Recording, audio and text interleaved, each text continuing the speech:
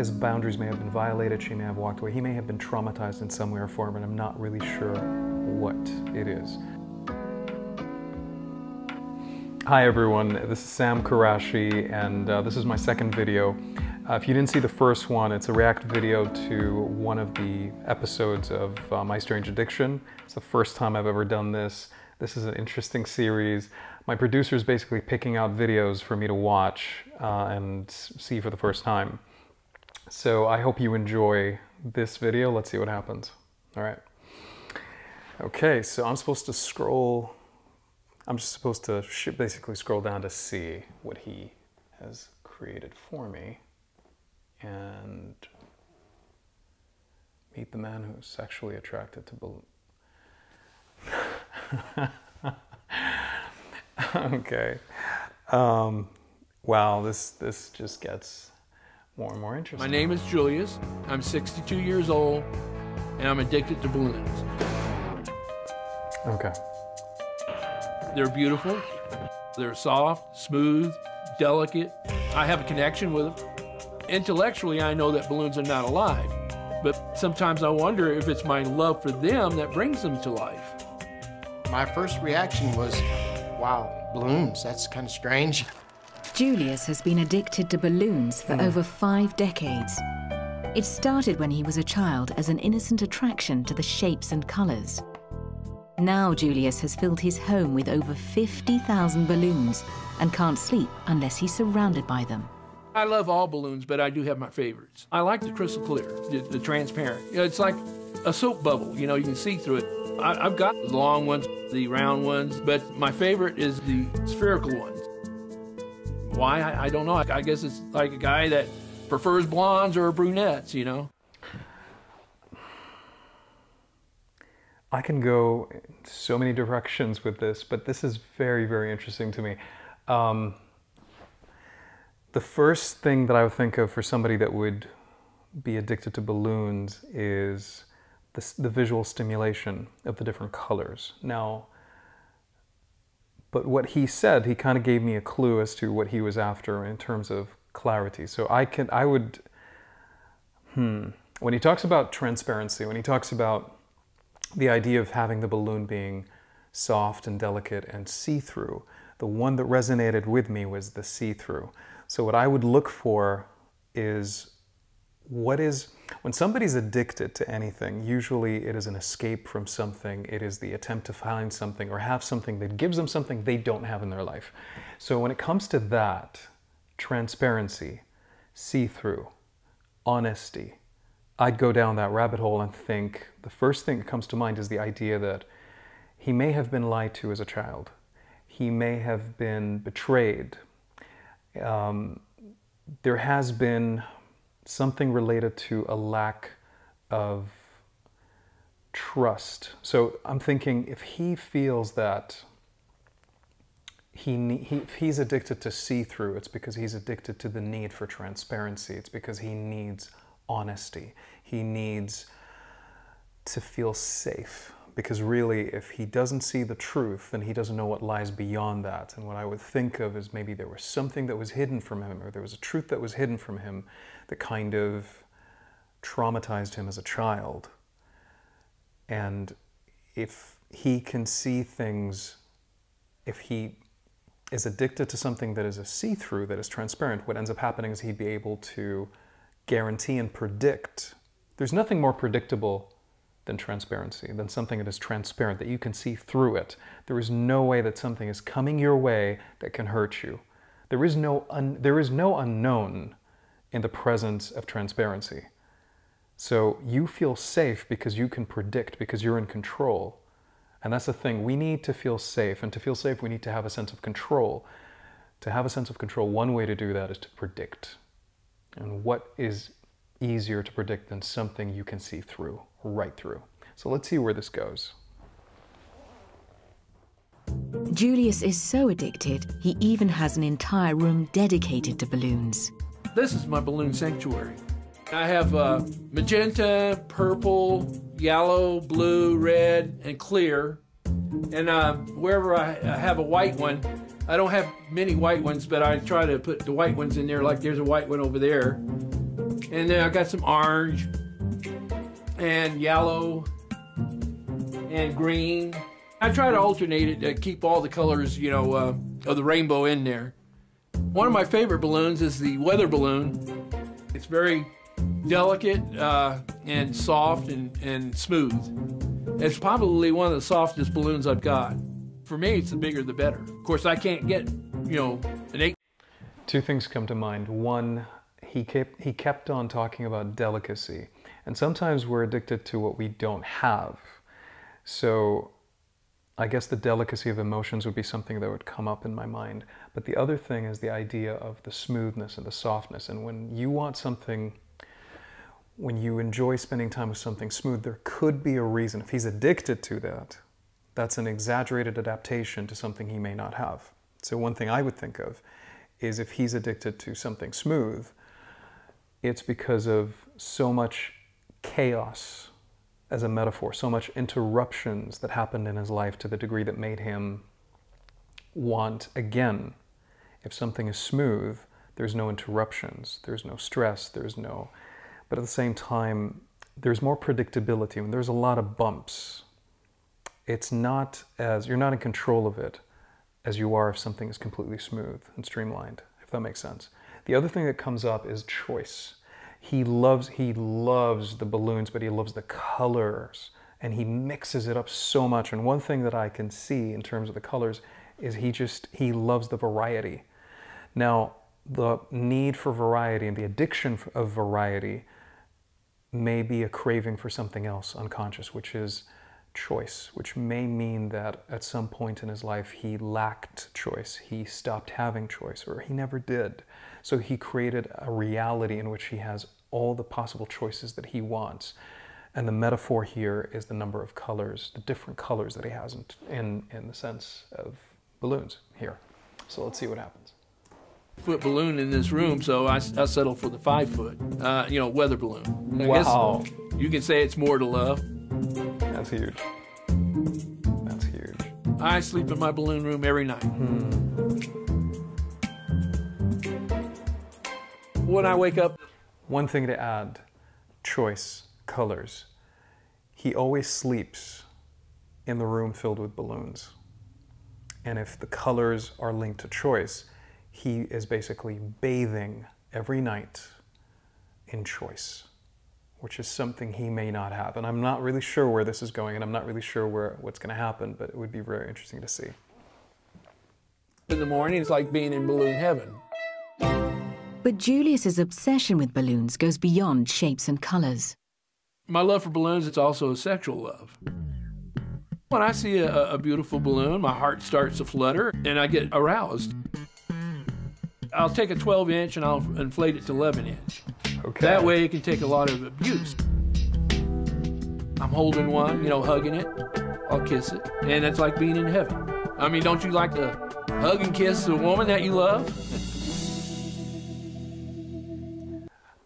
Okay, I didn't see that one coming. I mean, the fact that he kept on talking about soft and delicate and stuff kind of gave me a hint, but I didn't want to go, because I did say at the beginning there were so many different directions, but I didn't expect to need to go through this one. Okay, so creating the reality you don't have, if you look at it from that angle, why would you want to spend time with inanimate objects that are giving you something like that? Well, I would say one option is the fact that he was always rejected in his life from females, or maybe from anybody in general, but mainly specifically females. But the other thing is he may have been betrayed, and I did mention the word betrayal before, and we go back to transparency. He may have been betrayed by a woman. He may have been, yeah, his boundaries may have been violated. She may have walked away. He may have been traumatized in some way or form, and I'm not really sure what it is. But it's a very likely possibility. So let's see.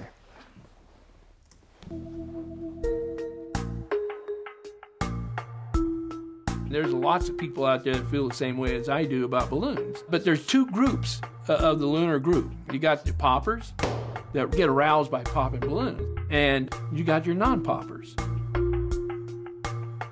I'm a non-popper. Julius's addiction to balloons started when he was hospitalized at just 4 years old. My mother come to visit one time, and she gave me a real nice blue balloon. But that night, the nurse grabbed it, and I heard the balloon pop. So after she left, I just cried myself to sleep. Since then, the sound of a balloon popping devastates Julius, and he even rescues balloons he believes to be in danger. I'll go to car dealerships and do what I call a balloon rescue. When they set them out early in the morning, they're really beautiful. And as the sun bakes on them, they get really dull, misshapen. I feel, like I give them a second chance at life. But Julius doesn't share his extreme love for balloons with many people. The only people that know him is my family. My wife thinks it's strange, but she accepts it.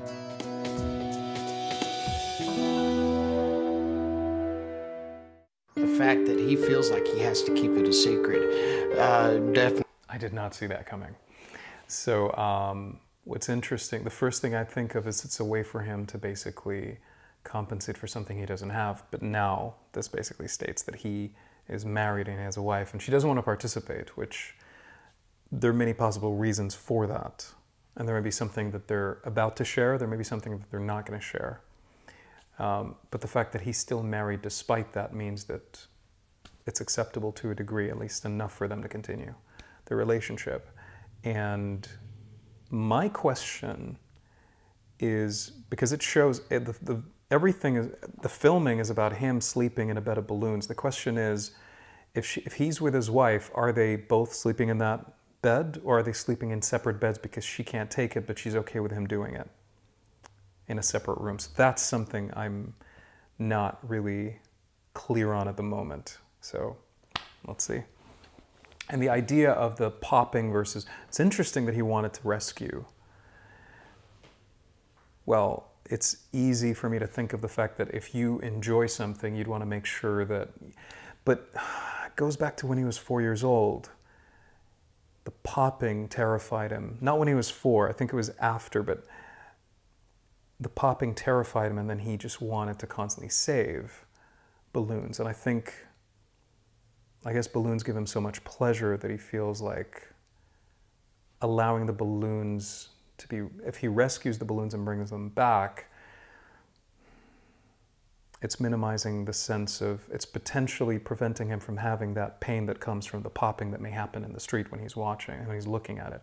He doesn't want to wait for that to happen. And I think there's a sense of, again, there's a sense of loss when it comes to the pop.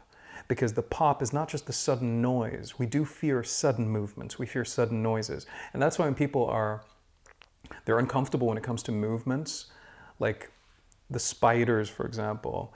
The spiders that move very quickly are the ones that we cannot predict. And I go back to safety and control. If you can't predict, you're not in control. If you're not in control, you don't feel safe. So with a spider, if the spider is moving very, very slowly, you're more comfortable with that, even if you don't like spiders. But if the spider is moving really, really quickly, that means you can't really protect yourself by at least predicting where it's going to go, because it's moving too fast. And it may be moving erratically as well, in a very chaotic way. The suddenness of sound, the suddenness of visuals, it's hard to control, and that's why it freaks us out. So when he hears the popping, it freaks him out because of the sound, but also, I think there's something there. I think it's not just the sound. It's what the popping of a balloon represents. And I don't know if they're going to get to that, but I think that there is kind of like a moment of a reminder of a loss that may happen, or a moment of loss in itself. And I would love to explore that further to see where that leads, where that rabbit hole goes. But yeah, let's see. It points that there is a problem. I see nothing wrong with loving balloons. It's not hurting anybody. It's not dangerous, and I have no desire to change. Today, his nephew, who's also an addiction counselor, wants to confront the issue and convince Julius to see a therapist. I've heard through the family a little talk about your balloons, about your balloon room. So what kind of questions do you have? What do you get out of your balloons emotionally? When I inflate them, it seems like they come to life for me. Really? Yeah. I heard that there was some physical attachment to these balloons, maybe sexually. There's sexual overtones to it. Really? Yeah. What is it that gives you that sense? Is it a smell or a feel? It's all of it. It's all of it. It's the feel, the smell, the looks. the looks, and I don't want to go any further into that. Okay. You ever think that maybe there's... Here's the thing, when you confront somebody about an addiction and they don't want to talk about it, there's a level of shame that is already associated with that. Most people on some level know that there's something wrong with what they're doing, with their behavior, but they keep doing it because they feel like they can't get out of it. And there are many different ways of adapting to the addiction, which is an adaptation in itself. So one thing is basically to own it, like it's something they want. It's better to say that when in fact telling the truth, which is they don't want to keep doing it. Depends on the addiction, and it depends on the degree, it depends on the stage, but that's one. The other is for him to basically admit that it's wrong, but he enjoys it and he wants to stop it, he's just not sure as to when, but when he's ready, he will, which kind of also delays the decision to walk away from it. But here's a third, where he actually admits that it's wrong and admits that he tried and he couldn't do it himself and he needs help. There are more layers within what I just mentioned, but this is like an oversimplification of it. And so he is enjoying it, and he clearly stated before he was confronted that he doesn't want to stop. And the interesting thing is he kind of allowed the questioning to take place for a bit, and then he stopped. And he said, I don't want to talk about it further.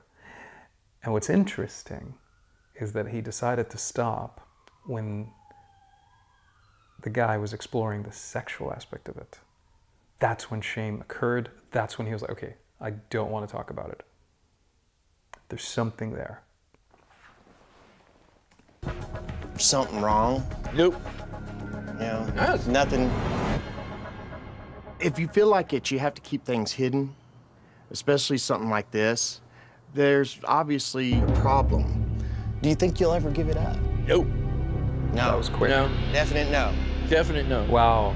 Hell, I've been doing it too long. Wow. That's not the only So reason. how long have you been doing? How many years altogether do you have collecting these balloons? Oh, collecting them, I started when I was about 8. Okay. All right.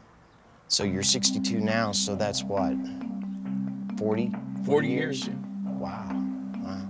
That's quite a bit of energy, time and energy. Do you spend a lot of time and energy during the day with them? No. Or just sometimes go up and... Well, sometimes I'll rescue them, like at a, car dealership. Then I'll spend a little time, if they're still floating, I'll let them float until they fall. If they're already, falling, then I'll untie them and powder them, put them in a bag. When you say powder them, what? Talcum powder. Talcum powder. That keeps them from sticking together. Okay. All right. All right. Do they ever go bad or anything? Oh, like that? yeah, if I don't take care of them.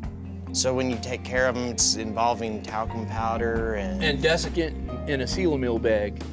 Yeah, I'll be showing you. Okay. And I've got some that's over 40 years old. Really? Yeah. Wow. Oh my God. Does it cost a lot of money doing this? No, I don't think so. There's people that spend more money buying guns. Have you ever thought about going and talking to somebody about it? I don't have a problem. Right, right. So why be concerned? Okay, this is obviously interesting because the guy's trying to help him out. And the question, here's the thing, this is what they're not talking about in the video. The fact that he's trying to help him out means that there's a problem. And if it's an addiction, it means it's affecting your life in some way or form. It's affecting his life in some way or form. And I would imagine it's affecting his relationship. And that's one of the reasons why she didn't want to participate. Now, she's still with him. That doesn't mean everything's okay. But I would imagine the reason why she didn't want to even be on the video is because because she's against the idea in the first place. She accepts it enough to remain with him. I don't know if she accepts it enough to stay with him in bed, in a room filled with balloons. She certainly, I would imagine, there's something in the relationship that led to this intervention. Because if everything is great, his work is great, lifestyle, sleep, eating, relationship, everything's fine, there's no point in altering it. The only reason why they're trying to do that, they're trying to help him out, is not because it's weird. It's because it's obstructing his life in some way or form. And that's not what they're sharing. They haven't really touched upon that in the video, which I would have been interested to see. And what's interesting is you can see his voice. He's getting louder, getting more defensive. His pitch is getting higher. And he's now becoming a bit more aggressive, which is really interesting. So, let's see. Everybody's trying to make me think like I got a problem. I Yeah. don't. Yeah. Give it up. These questions that I ask, they're just strictly out of love and concern. And I don't want you to think that there's anything else in that. Would you be willing to go and talk to somebody? Okay. I've seen a psychologist before, and about the only thing he said to me is, well, you're not hurting anybody, so why worry about it? I see nothing wrong with loving balloons, and I'm going to continue to love balloons because that's what makes me happy. Again, I did not expect it to end that way, but what's interesting is that he said okay. Now, the fact that he said okay was interesting because he already did say that he did go to therapists. So the question is, what's the point, pretty much? Let me cancel the next video. So the question is, what's the point? Why would you want to go again to a therapist if you don't think you have a problem on some level? Why would you want to go to the therapist if you've already gone there and there was no problem? But then again, why did you even go to the therapist in the first place? They completely didn't talk about his wife. They completely didn't talk about the reason why they're actually exploring it. He wouldn't go to a therapist unless on some level he believed that there was a problem, or that someone made him believe that it was a problem. Now, the therapist he talked to, he was saying, I went to a therapist and the therapist said, if you're not hurting anybody, then there's nothing wrong, just keep doing it. And I did mention this earlier in this video. There's no problem. If what you're doing is not harming you or harming others, if it's not obstructing your life in some way or form, if it's not disruptive to your daily lifestyle, to your relationships, to work, if it's not harming anyone or yourself, and it's not disrupting any of the things I mentioned, sleep patterns, eating, anything, then you're not harming anybody. It is a hobby, but it's just you're more, kind of like an addiction in that kind of sense is basically a hobby that you're obsessed with, rather than an actual addiction. But I think there's more there. It's not just because it's strange, it's because that there's something linked with the relationship with his wife. I can never know. I mean, maybe I can research this, but it's very interesting. It's very important to realize that, again, I started with this, that if somebody's addicted, addiction usually is an escape, but it's also a way for you to provide yourself with something you don't have, or provide yourself with the illusion of something you want to create for yourself, something you want to move towards. It's a metaphor. So there are different metaphors that came up in my head at the beginning, but one thing was the idea of the fact that what is special about a balloon? In addition to everything else he mentioned, a balloon floats. And we can explore what floating means. We can explore the idea of the freedom of ascending, of ascension. It may be a symbol of freedom for him, to him, but that's another conversation. But that was a very enjoyable experience. I'd like to thank my producer for that. Anyways, so I hope you enjoyed it. And if there's any video from that series or any other series that you'd like me to basically comment on and watch and react to, I'd be more than happy to. So please mention that in the comments below. If you enjoyed this video, please don't forget to like, subscribe, and I look forward to seeing you on the next video. Have an amazing morning, evening, afternoon, night, wherever you are. Take care. Bye for now.